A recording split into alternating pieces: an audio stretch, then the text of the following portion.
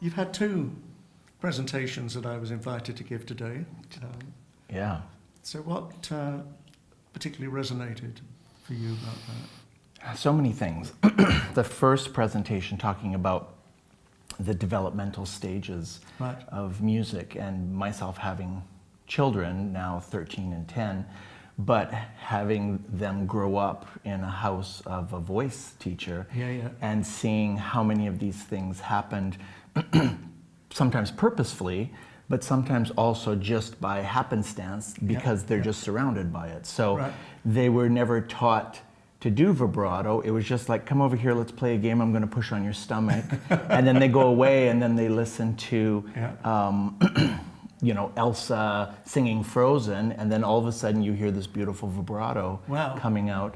And my younger daughter loves to play with words and with music, and comes up with these amazing compositions. But you have to go and, like, you know, sneak up and record it.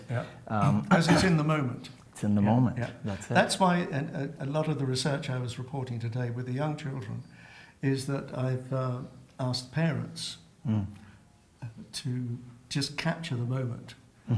A, because the children are usually less conscious, less worried about the record, and also they're used to parents suddenly getting the phone out or I mean, my 6-year-old is terrible.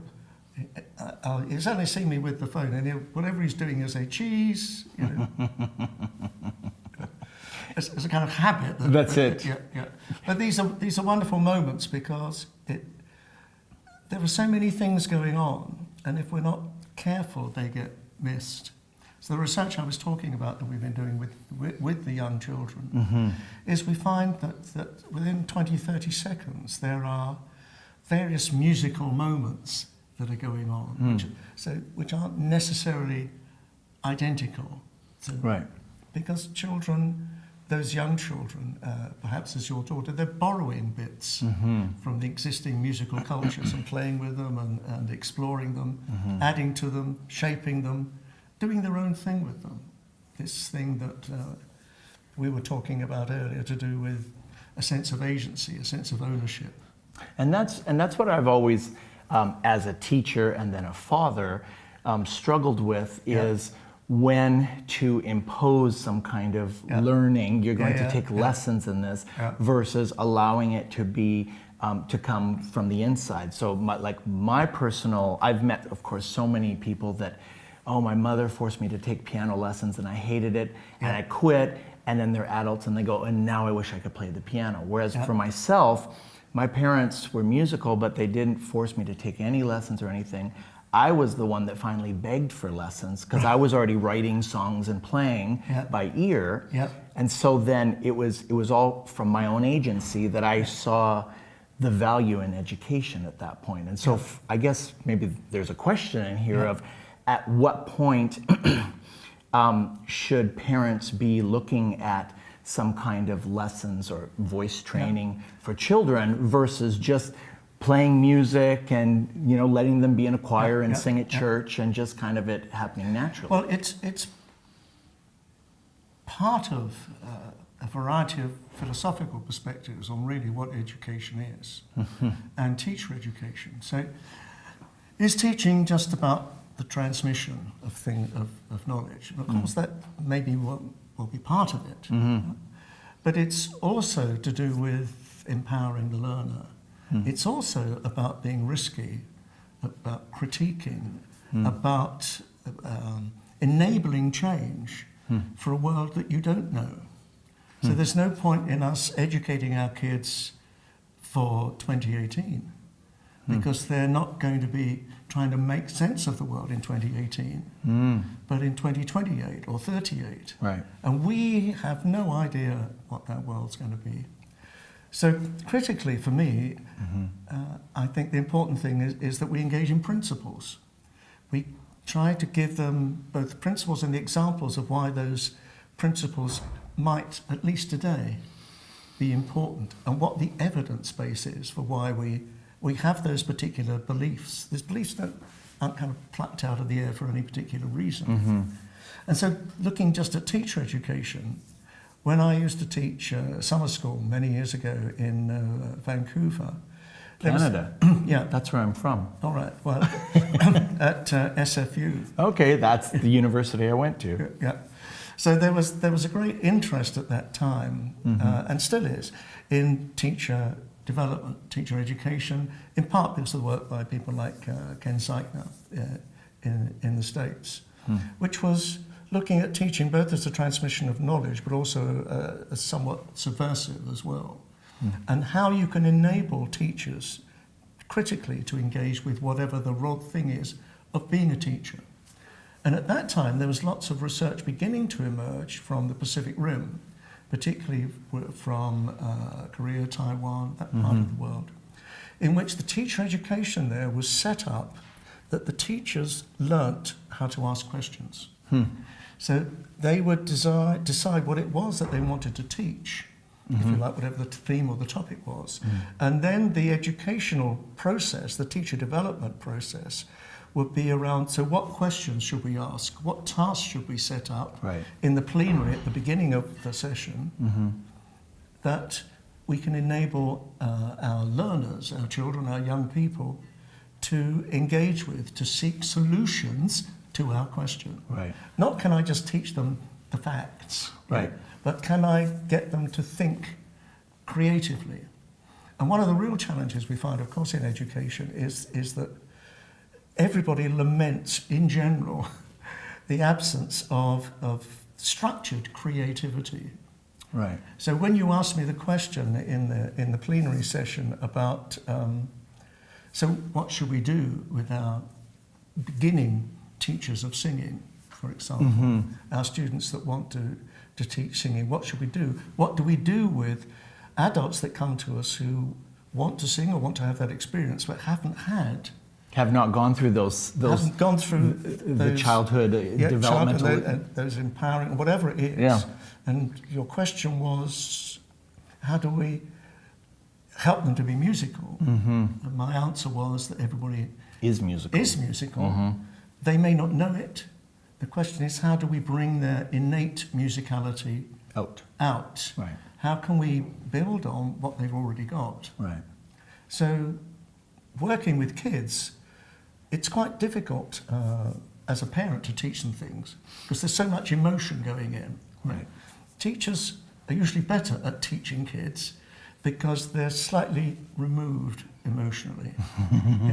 So me talking to my toddler as a 6-year-old about his violin lessons as a singer who doesn't play the violin, I do that. I know that. Daddy, you've told me that already. Yes. I'm talking to this little old man. What the?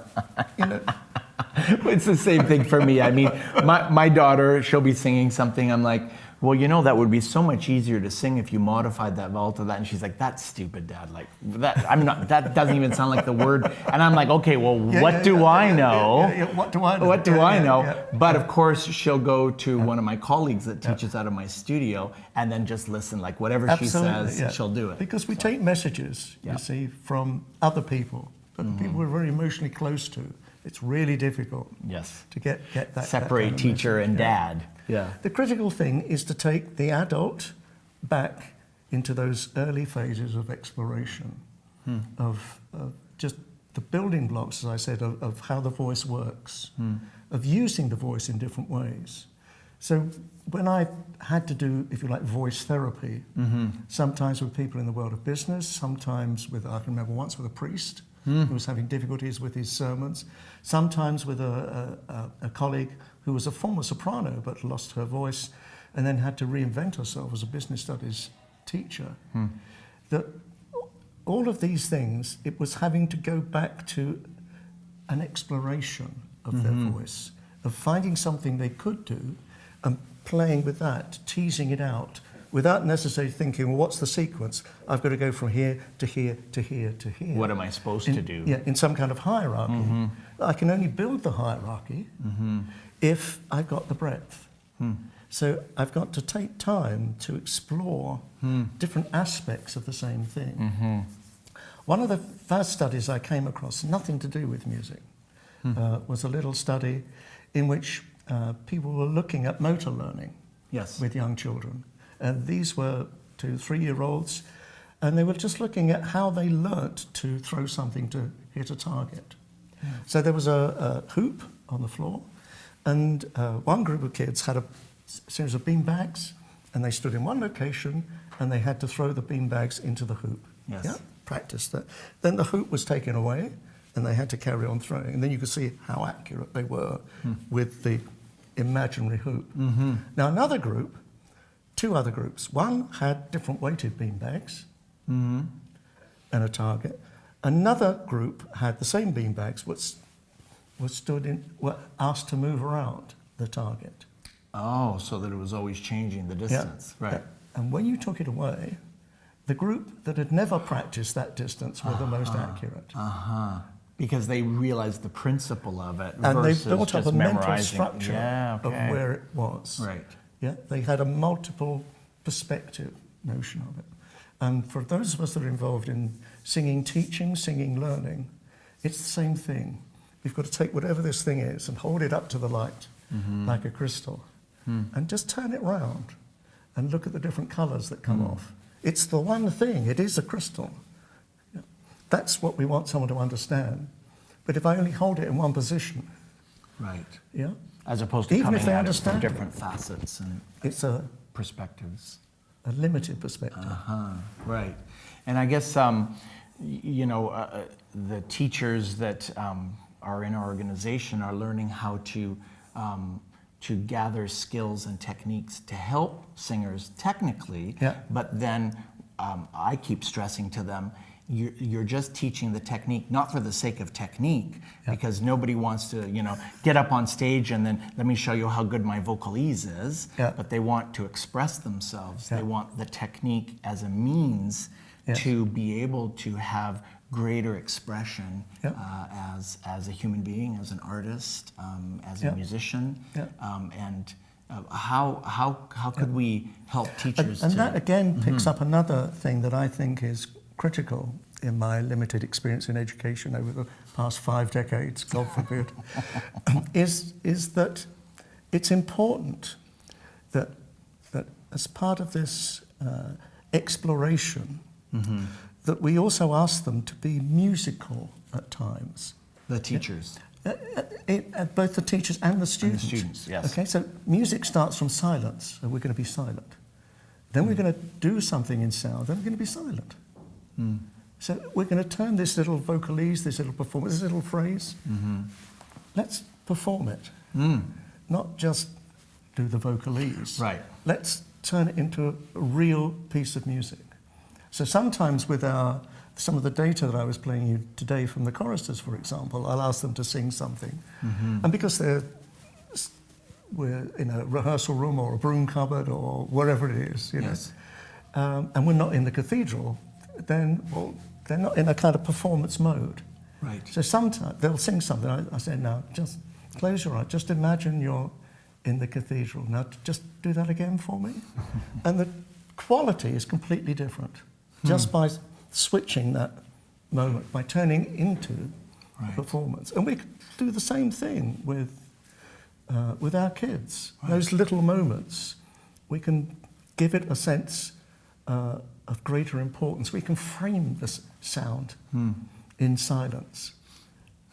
Right. Give them an understanding of all of these little elements, these vocalises, whatever they are still opportunities to be musical, to make music, to share music, to have a wow moment. Yeah. And I think the more aspects of that, what music brings out emotionally and spiritually, and the 5 senses and all of that, can then turn around and I think help us to develop those skills faster and that memory faster, because of course we're learning it from now so many different perspectives of the crystal versus just do this thing this way. It isn't just a transmission of knowledge, because in my experience as a teacher educator in general, as well as in music and in singing, it's too limited. Because we don't know the real world situation in which this person's going to find themselves. Right. And teaching is stressful, even if it's one-to-one. We don't know in the moment what is going to be salient, what's going to be important. You know, you and I know that if we suddenly lecture on this thing, then the student may become over-fixated on that one thing, and then they'll forget something else. But you just told me I've got to, you know. They come back after practicing the whole week, and then suddenly that's all that's important to them now, right? Everything else has gone by the wayside. So, you know, I want to thank you just for coming and for inspiring us here. And, Right, my pleasure. And the two talks and how they built on each other, talking about the stages of development and then just talking about where this can move into the future for singers and for singing and for teaching. Yeah. And we love having you here. A pleasure. Thank you very much. Thank you. Great.